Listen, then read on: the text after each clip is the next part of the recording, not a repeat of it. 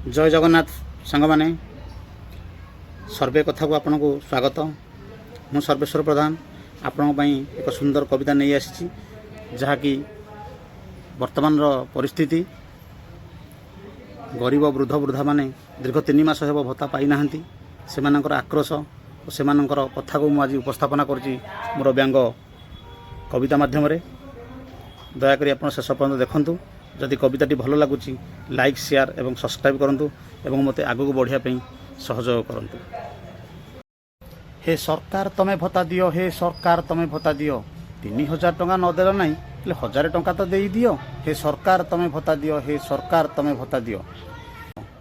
तमे के बुझीब 1000 मूल्य तमे लक्ष लक्ष टंका पाउच। तमे के बुझीब 1000 मूल्य तमे लक्ष लक्ष टंका पाउच।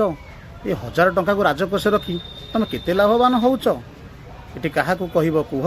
हे सरकार तमे भत्ता दियो, हे सरकार तमे भत्ता दियो, हे सरकार तमे भत्ता दियो, हे सरकार तमे भत्ता दियो।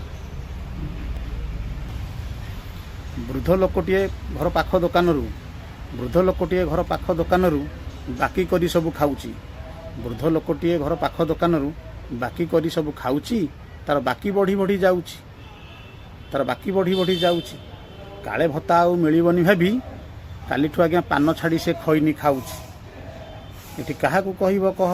हे सरकार तमे भत्ता दियो, हे सरकार तमे भत्ता दियो, हे सरकार तमे भत्ता दियो, हे सरकार। मीडिया आगरे मंत्री कहीगले सिस्टम अपडेट होउची। मीडिया आगरे मंत्री कहीगले सिस्टम अपडेट होउची। 10 दिन भितर भत्ता दिया जीवो, सबु काम सरी जाईची। 10 दिन रे भत्ता दिया जीवो, सबु काम सरी जाईची। 10 दिन जाई 15 हेलाणी, 10 दिन जाई 15 हेलाणी। ए बाबद रे मंत्री महाशय कौन कहिबो कुह। सरकार तमे भत्ता दियो, हे सरकार तमे भत्ता दियो, हे सरकार तमे भत्ता दियो, हे सरकार तमे भत्ता दियो।